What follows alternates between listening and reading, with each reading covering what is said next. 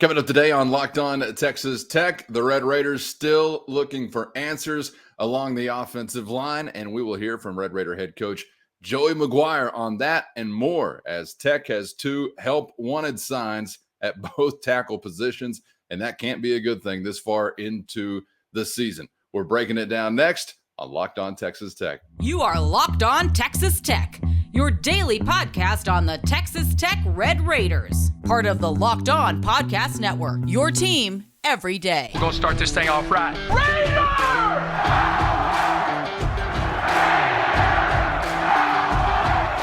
Everything runs through Lubbock. Glad to have you along for the ride again on Locked On Texas Tech on the Locked On Podcast Network, where it's your team every day. Thanks for making us your first listen or viewing on YouTube or anywhere you get podcasts. Make sure that you are subscribed so you never miss a bonus episode. Hitting the ground running this week.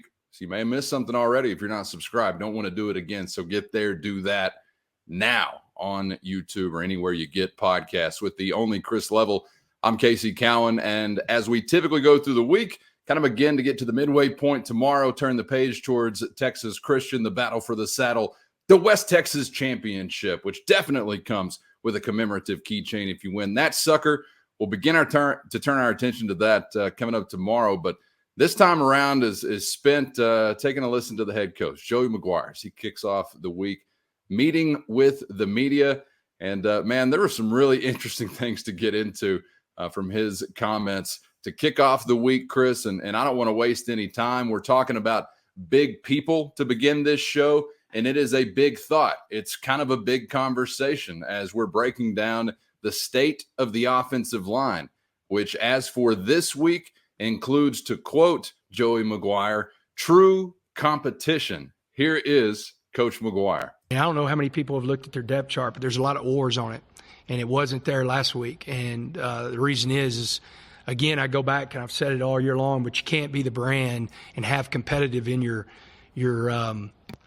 part of your brand and who you are, and not whenever you come out of a game and different people struggle, not have other people competing for that job, And so, I mean, really, the right tackle and left tackle, there's oars by both of them there. We're going to see who plays the best this week.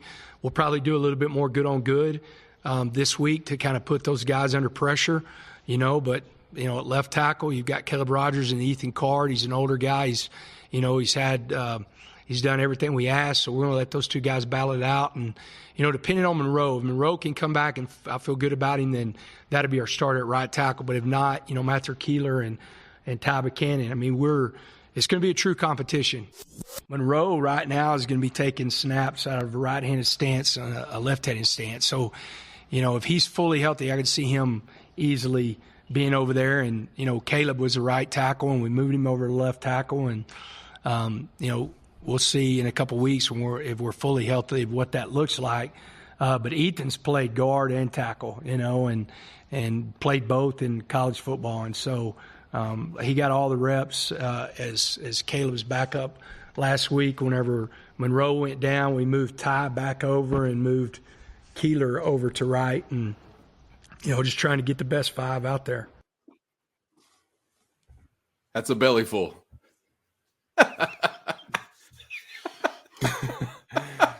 Welcome to the show, Chris. I don't know how your Halloween was last night, Cowan. Hopefully you didn't have anybody handcuffed that showed up at and tried to trick or treat or whatever, but handcuffed. I was going to say, quit looking through my windows. Yeah, that's right. I knew there would be some joke there. Hey, thank you. But this is not good to hear. I'm all about competition.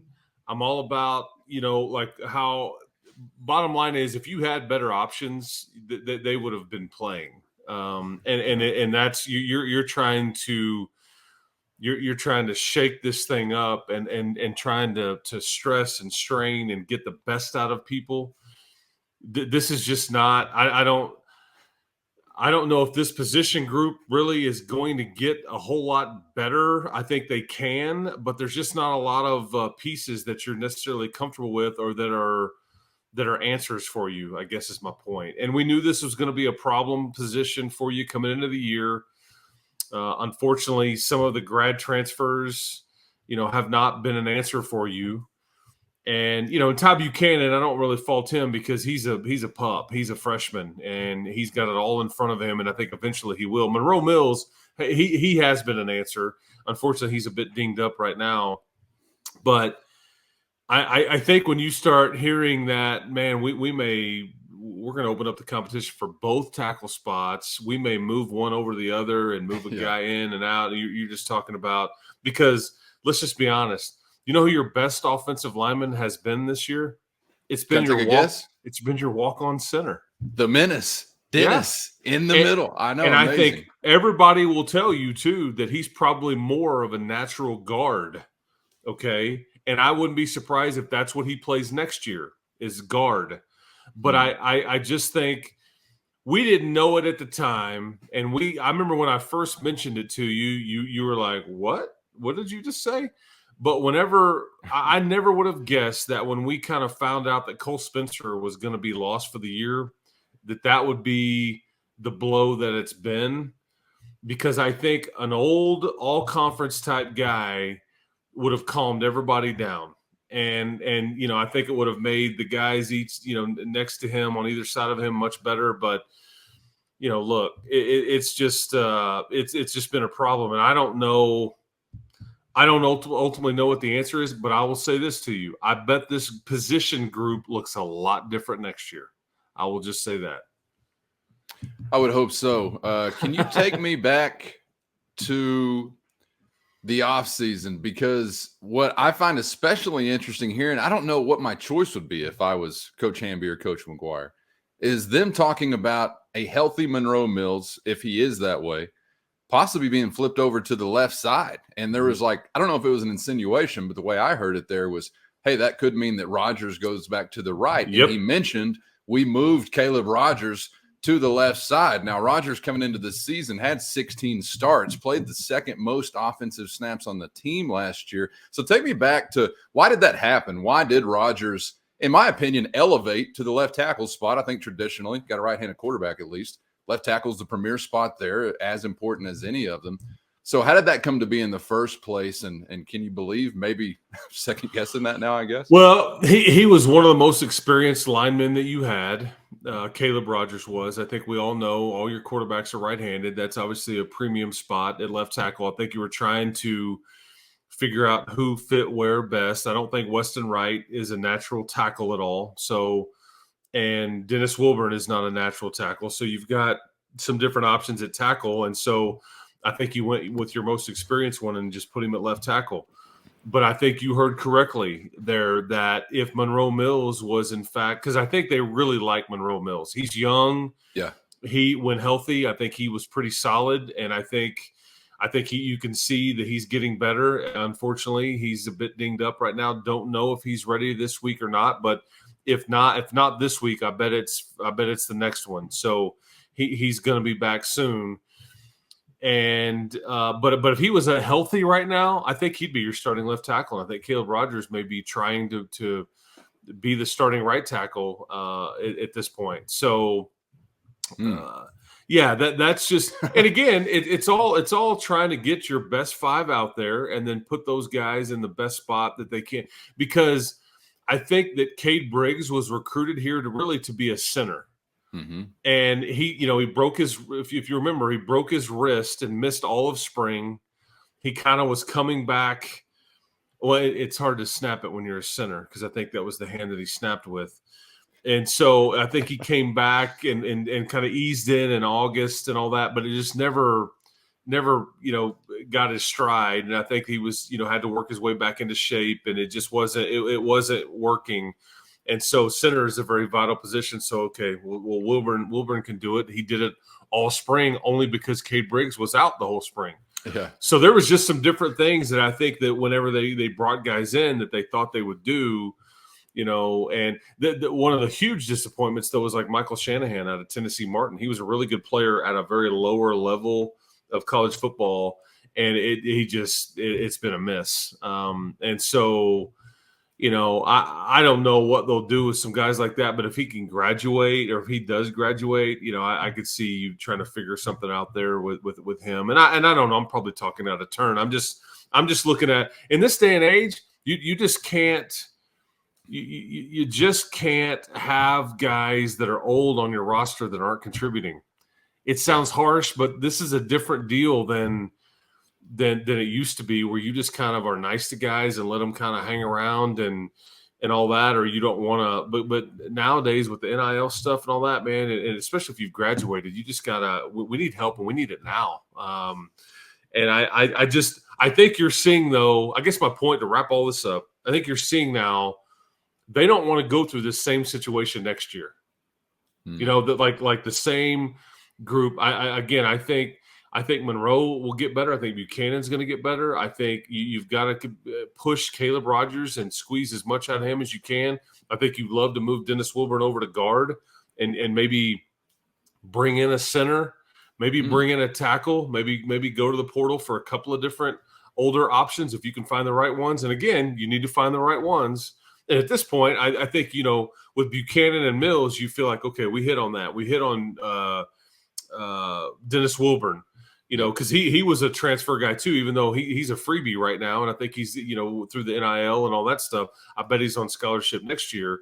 But with Shanahan, with Briggs, those guys, it hasn't worked like you'd hoped. And you are adding Cole Spencer back to that group. I mean, he's got a future here, right? Still 1,000%. And I think that's just a guy that I think would have helped so much. But again, he's hurt and he's out for the year and had minor back surgery and all that. So I think adding Cole Spencer, because I think that he's a starting guard. And if you have Dennis Wilburn as your starting guard, if you feel comfortable with your center, all of a sudden your interior got really, really good and really old, depending on what you do at center. But and so we'll see. I'm kind of getting way ahead, but it's just not real comforting when you hear this in week 8 of the season.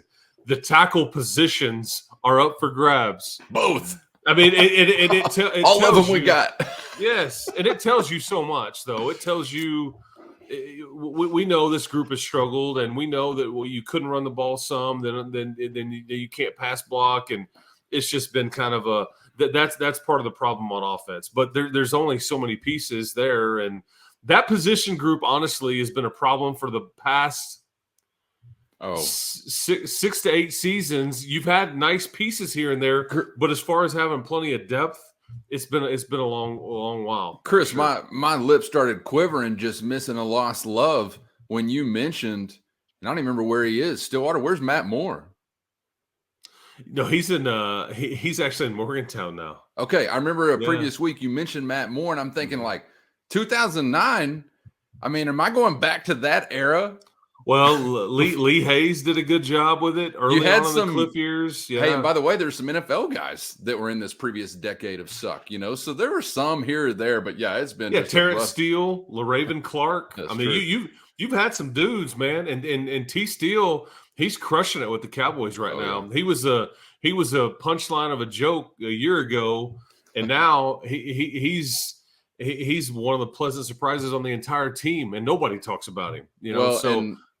I was going to say, much like the quarterback position, it just reminds me of that Leach era, how spoiled you were with offensive line groups. One of them, arguably the best in the history of the program, but even around that, just really good, above average offensive lines as you roll through that decade. And while you had some moments, clearly, I mean, you had back-to-back 1,000-yard rusher with DeAndre Washington early in the previous decade. So you were doing some things right, but man, it's been a long time since that's been anything that you were proud of or felt like was going to give you a chance on most days. And I don't know how you work. I don't know that you work around it, but work with it, compensate for it. But a good coach will find a way to. So I hope that there are guys out there on the offensive side of the football for Texas Tech that are able to do so. And just my general take, uneducated, Chris, I always feel like rolling the dice with sending a bad offensive line forward instead of backward is what I'd like to do more often. And that's why I do have a tattoo on my chest that says run the damn ball forward life. So I don't know. I know not everybody will agree with that, but I think sometimes there is a better chance to take a guy who maybe is not the most talented and say, hey, just maul this dude in front of you. Your footwork and all that stuff, great. Try to just kick this guy's ass right here and get him out of his gap. May give you a little bit better shot here and there. I think offensive linemen were made to move forward.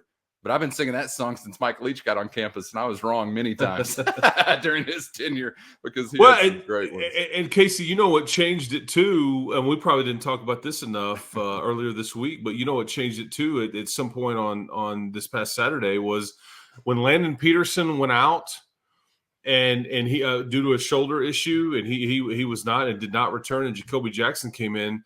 You know, Zach Kitley talked about earlier this week, you know, hey, we didn't go to as much screen games. We didn't go to as much the stuff that we'd practiced and repped because, you know, that's Landon Peterson's game, and he'd practiced a lot of that. Jacoby, that's not necessarily what he's good at, and we hadn't repped him a ton with that because because the offensive line, that's one of the few positions where, boy, you like to have your five there, and you really let them roll, and, right? You know, and that's chemistry, just, synergy. You've got to develop all of that. Yep, all that. So that's another issue too. You just gotten a couple of minor injuries there that are kind of not helping the situation, only hurting it because you essentially have a backup right tackle and a backup right guard in there for the entire second half of the game versus Baylor, which you need all the experience and help and all that at that position that you can get. So anyway, it is what it is. And all that being what it is still leaves you right now as we open up the month of November in a spot to get to a bowl game. Yeah. I know it hasn't looked great, certainly not consistently, but got to hang in there because you still got opportunities piled up in front of you beginning this week in Fort Worth. Before we are out of here today, we'll get back to some more thoughts from head coach Joey McGuire. Really interesting thoughts on processing turnovers, what leads to them when you have such an ugly day, when that column stands out the way that it does, like it did against Baylor. Really wondering what do you make of each one and where do you kind of lie or I guess place some of this blame at the feet of, because it's clearly not just on a quarterback's arm or brain or a play call or the offensive line, sometimes a combination of those things. Coach McGuire outlines some of that we will get to up ahead. And also a thought from Coach McGuire. I'll tell you what it is that made me say, I'm too old for this shit. That's up ahead on Locked On Texas Tech. But first, our partners at Nissan working with us to create a brand new segment across the Locked On College Network titled Thrilling Moments, where we highlight the most exciting play from the Red Raiders over the weekend or possibly in the history of Texas Tech football. And this week's thrilling moment from Joey McGuire and the good guys actually comes from a point in time where I'm thinking in the stands, Chris, here we go. There's still fight left in the tank. We go to near the end of the third quarter. It was a 4th and 8, and Baron Morton does things that you do not script. You do not coach. You are only born with, I suppose, as he makes a play with his legs and gets into the end zone, covers that 8 yards, and then with 2:46 left in the third, Chris, it's only a 24-17 ball game. Even with everything that you had done poorly up to that point. But that had the Jones rocking, one of those few moments where Tech fans had something to get excited about, and that was a thrilling play from the freshman. Yeah, I mean, basically, same end zone, same kind of scenario that Donovan Smith, won the game versus, what was it, Houston on, right? Or no, it was Texas, excuse me. When he just kind of, you're down there in that same end zone, you call a play, you look up, and it's like, you know what? I think I may just tuck this and go. And so Baron Morton, he's lucky to get out of a would-be tackler, and he kind of stumbled a little bit. But then I just thought that's kind of the moxie and kind of the extra stuff that I think somebody like him gives you. He's very much a competitor. I think, as has been talked about, sometimes that this quality can get quarterbacks in trouble a little bit because they rely on it a bit too much or they feel too comfortable with it. But in that sense, man, he puts you in a position to where you were just down a touchdown with about 2.5 left in the third quarter. And I just, that was as loud as that place got all night. And that was when some folks had already kind of left. But, yeah, that was a great play, big time opportunity that we thought it was going to give you. But yeah, not to be, but not for the lack of effort from Baron there. Big ups to Baron Morton, who went country strong on him to get into the end zone in a big moment for his team. And this week's thrilling moment in college football, which does include a flex from Chris Level, double thrilling moments, ladies. Take it in. Looking's free. Touching will cost you. This thrilling moment in college football brought to you by Nissan, the thrilling designs behind their new lineup intended to empower drivers and vehicles as capable as the driver themselves. When you're thinking of unbelievable abilities, you're thinking about Baron Morton on fourth down over the weekend. Appreciate our friends at Nissan for bringing us once again a thrilling moment, and visit their brand new line at nissanusa.com. And also our friends at Jay's Salsa are wanting to up your salsa experience. The mild or the hot, whatever your pleasure is, you can find it on grocery store shelves in over 90 stores in Texas or New Mexico, or shipping all over the U.S. at jsalsacompany.com. And now, Chris, people are just letting us know where they are planting that J Salsa flag on the map. We're trying to cover all 50 states, and we're making a lot of progress. So thanks to everybody who's got in on the J Salsa experience so far, right? I think at last check, we're at 28 different states. Yeah, I've got a map in my office. There's little pins all over it. It's been awesome. I mean, just checking them off, man. And again, if you're not real sure about the mild or you're not real sure about the hot, mix it up, man. Cocktail it. We talk about this all the time. Don't be shy. Mix them together. But, they will ship it to anywhere you are. You can buy it locally here in Lubbock if you're where Casey and I are, or you can, like I said, all the different places in New Mexico and all the different establishments in the Metroplex, I think. And so anyway, United Supermarkets, Albertsons, HEB, or online at jsalsacompany.com. Get you some. Yeah, and I'd love to see the reaction. Keep them coming there on YouTube. We've gotten some feedback, and I'm even going to get you a hat, Callan. I'm even going to get you a J Salsa hat. Yes, let's go. Gear. Yes, proudly wear it, and only a slight fee for like a forehead tattoo or something if they're interested. So we can have that conversation. I don't mind. I got the real estate. I have heard from some, like the the hot version. Oh, excruciating. Then I've heard from others in San Antonio. I need my salsa to cry. I think they're still challenging the heat levels. Okay. All across the board, whatever way you like it. Highball, salsa highball, little Frankenstein cocktail there, as Chris mentioned. Whatever way you want to do it, you'll be doing it right if it's with our friends at Jay's Salsa Company. And as Chris mentioned, in Texas or New Mexico, over 90 stores, most United Supermarkets, Albertsons Supermarkets, Market Streets, or right here in Lubbock, Texas, America, if you're blessed to be among us or can get here quickly at HEB. Red and black jar on the shelf. You can't miss it. Gives you that friendly, fuzzy, warm Red Raider vibe in your tummy when you see it, because these are Red Raiders. Red Raider fans. They are. Their years. Guns are always up. That's right. Guns are always up. Console your Red Raider feelings this week with some Jay's Salsa. As we mentioned, over 90 stores in Texas or New Mexico, or shipping anywhere in the U.S. right now at jsalsacompany.com.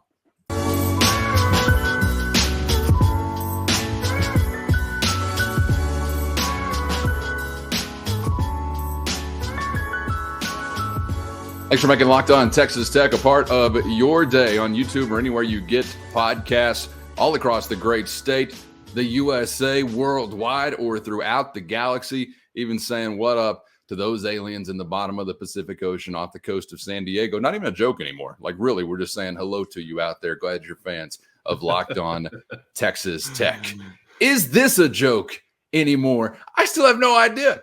But I know if some of you are irritated to hear of 3 quarterback packages, there are also people out there who are irritated by your irritation. So I feel like we're just serving all sides of the audience, Chris, by getting back into this comment from Tech head coach Joey McGuire that made me wonder truly if I was just getting too old for this.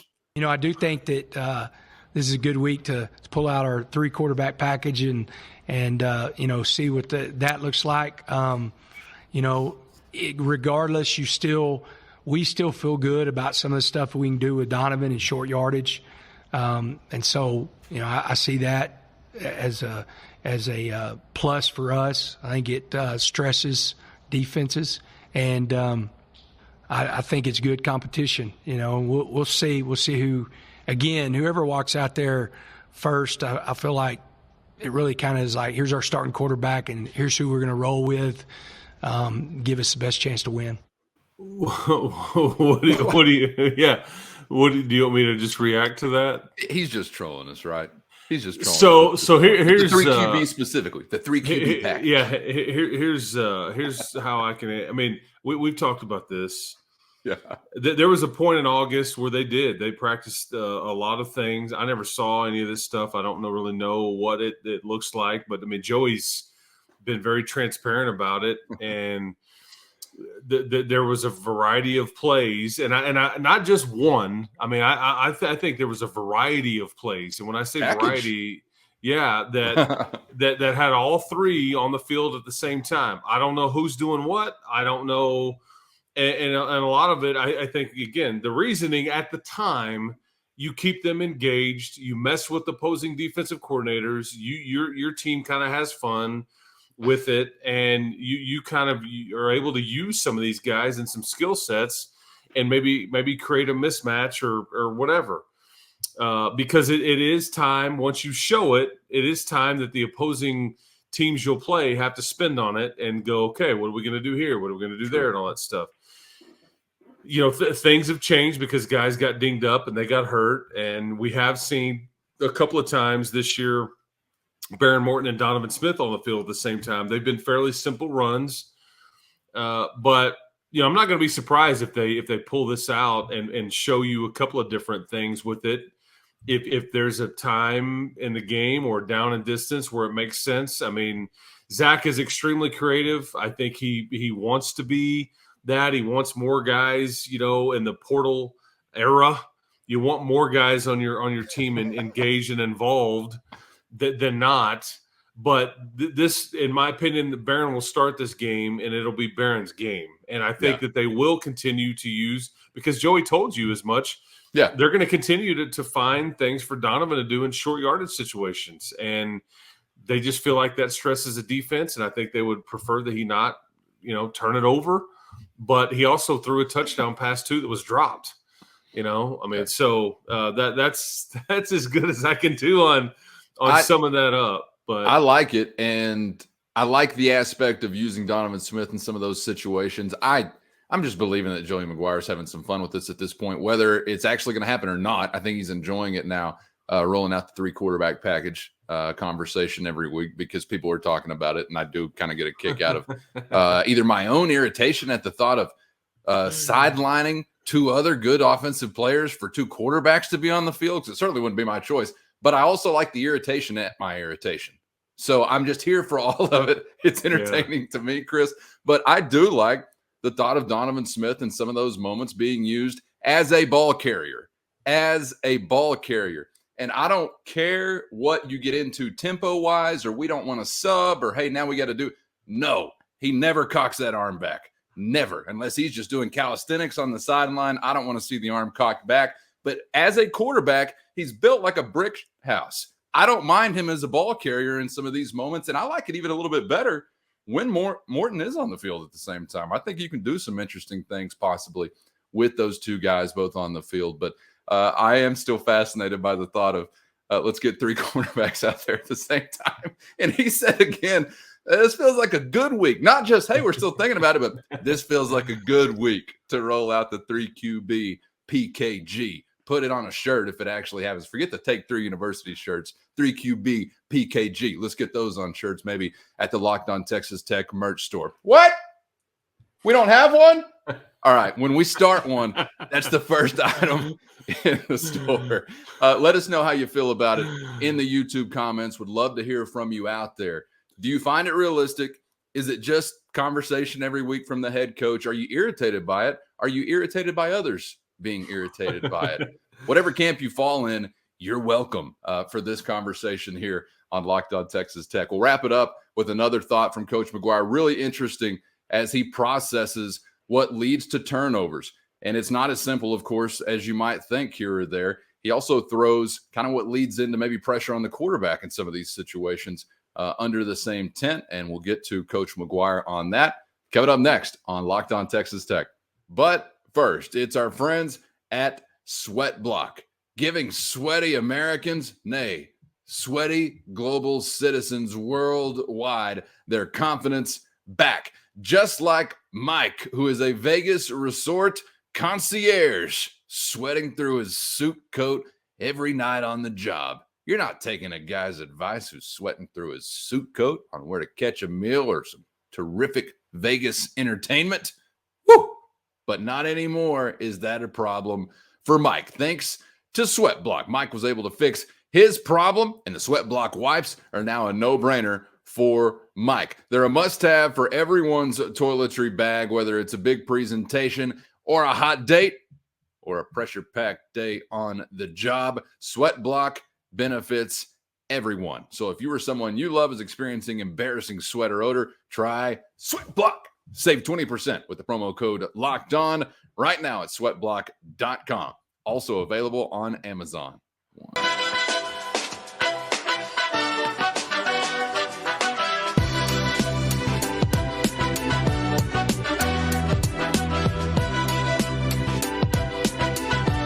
You got Locked On Texas Tech, LOTT, pure heat for your ear hole. Is anybody else across the Locked On Podcast Network that had such a debilitating loss coming in as hot as we are the following week? I'm talking 4 episodes in 48 hours, Chris. I don't think anybody's doing that after something like what we experienced on Saturday night. You usually like to kind of get in a hole, right, after something like that. Casey Cowan is a machine, people. I mean, he is a content creating machine. The Big 12. And now you're content already kind of machine. floating ideas about merch stores and everything like that. Let's So go. I mean, send your T-shirt designs in right now, man. He doesn't have enough to do. Bring them on. Let him sort through them. I already know there's a certain shop on Broadway that's going to have my design up probably tomorrow in the window. Good grief. Forget I said that earlier. Erase that part of the tape. I'm talking to myself because I'm the one that'll cut it.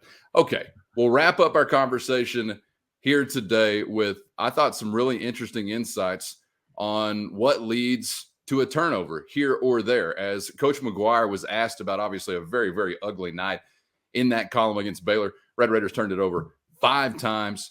And there are not many or any games that you're going to win whenever you got a number like that in the turnover column. So Coach McGuire talked about watching film, breaking down, processing what led to these mistakes, because obviously it's not always such a simple answer. The biggest thing is, like, why is it happening?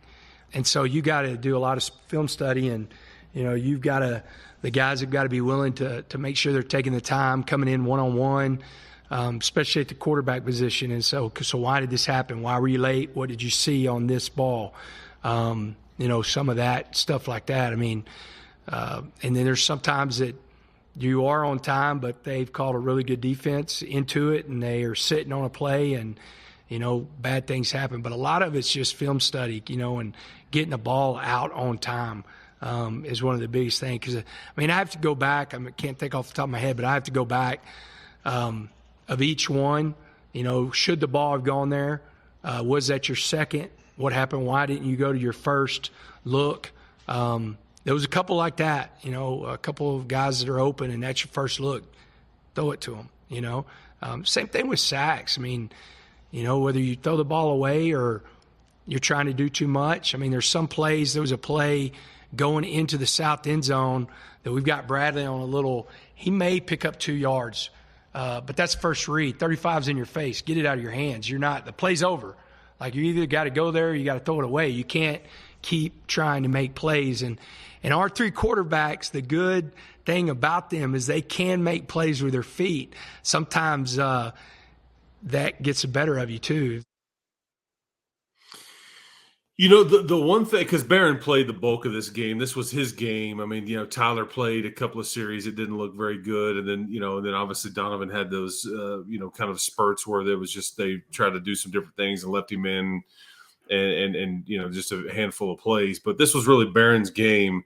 And I think you're seeing part of, you know, just a young quarterback too. So we have to remember that if people want this kid, you're gonna have to be able to live with some of this stuff, in that there's going to be some growing pains here. I mean, And I think Coach Kitley mentioned, man, I remember watching Graham Harrell as like a sophomore that hadn't played much, and there were some times where it didn't go well. He's mentioned, and so then you remember the finished product, which is what we all remember. But to get to that point, it's a bit tricky, and so we just there has to be a little patience here in that if this is going to be the guy in the future and all those things, it's going to take a bit. And so I think we just saw one of those examples. But here was the problem, or here was the part that I guess surprised me. The thing about Barron that he's always done, and every time I've ever seen him, except for this past week, was get rid of the ball quick. Like, be very assertive with what he's doing.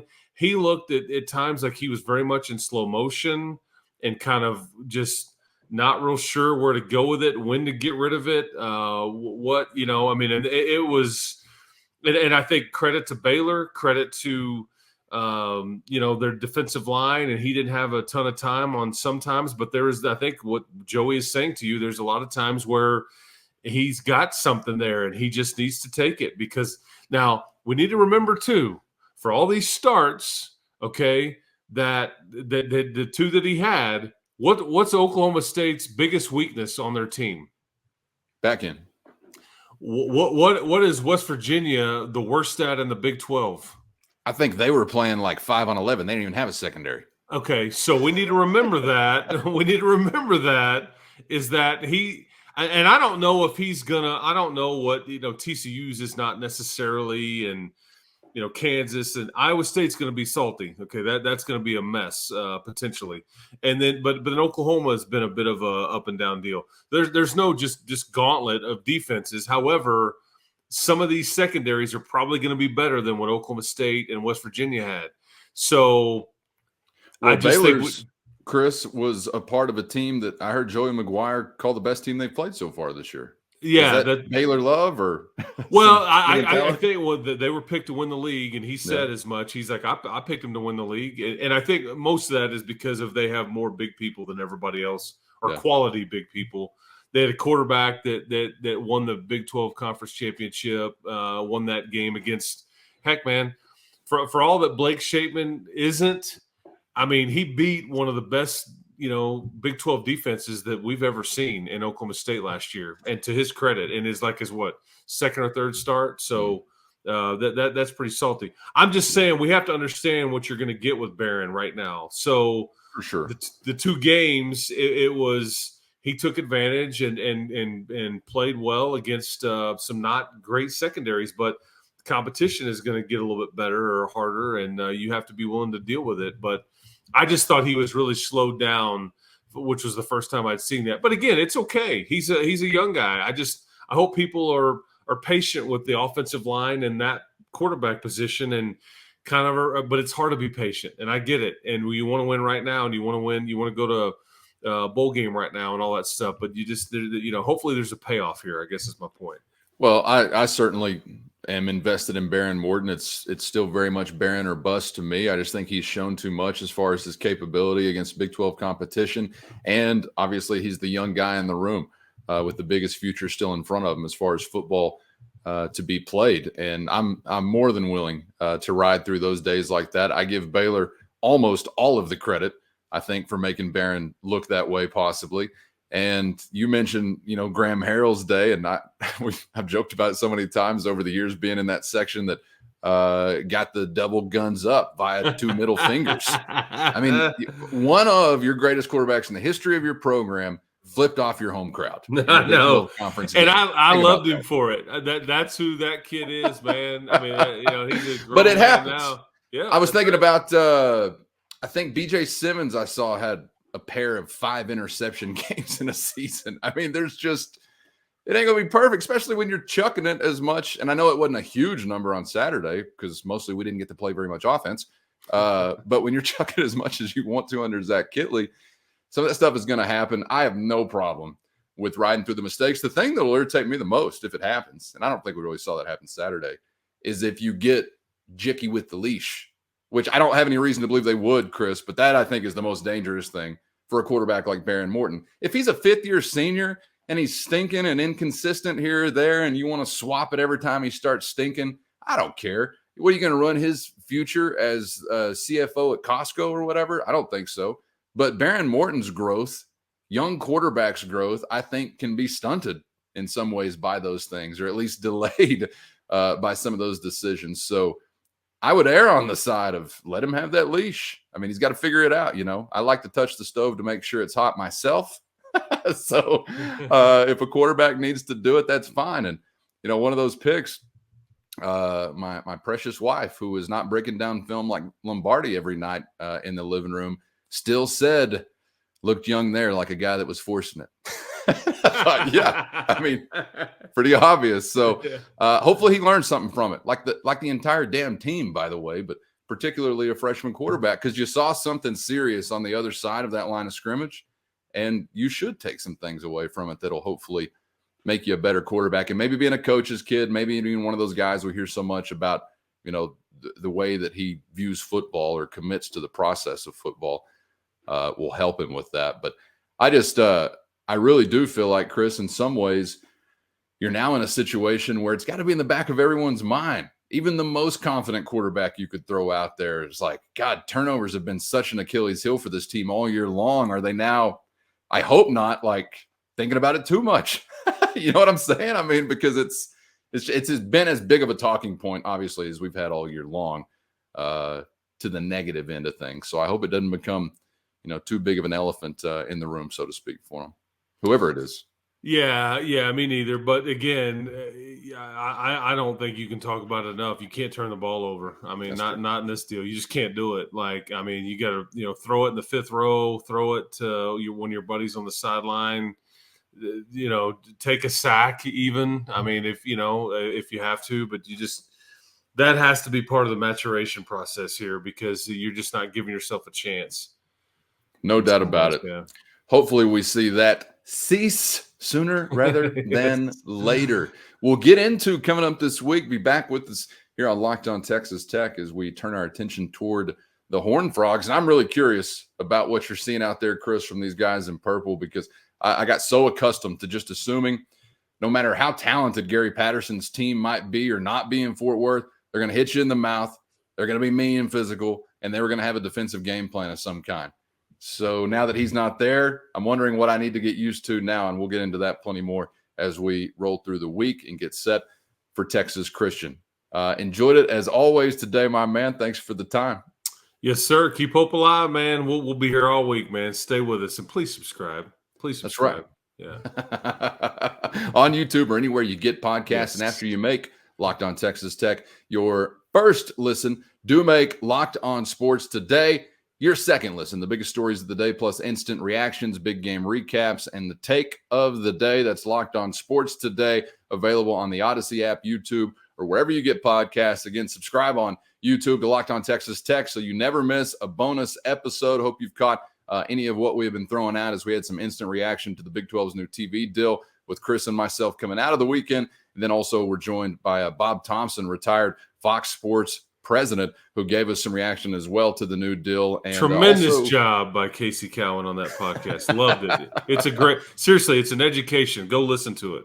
I feel like I got one first row, because he certainly has some insights into the way that the business works and the way these conversations work. And I thought, really, out of all the things we talked about, one of the more interesting things that he touched on was what it could mean for future movement, Pac-12 television network, et cetera, in that Fox bought Big 12 basketball. I thought that was really interesting part of that conversation, one that doesn't get as much attention because it's all football all the time. But anyway, if you haven't taken that in, you can find it there on YouTube. Bonus Locked On Texas Tech, or anywhere you get podcasts. You probably already seen it if you're subscribed, because I know it hits you with the little bell and lets you know there's a fresh. And the Sweat Block wipes are now a no-brainer for Mike. They're a must-have for everyone's toiletry bag, whether it's a big presentation or a hot date or a pressure-packed day on the job. Sweat Block benefits everyone. So if you or someone you love is experiencing embarrassing sweat or odor, try Sweat Block. Save 20% with the promo code Locked On right now at sweatblock.com. Also available on Amazon. Shot waiting for you from Locked On Texas Tech. All right, we're back tomorrow with another one of those, and each weekday morning, 7 a.m. on YouTube, 3 a.m. for the early earlier than early risers. What are you doing? Maybe you're going to bed. Maybe we're putting you to sleep. Wrapping it up after a long night out on the town. Catch some Z's with Locked On Texas Tech, possibly 3 a.m. for the podcast, 7 a.m.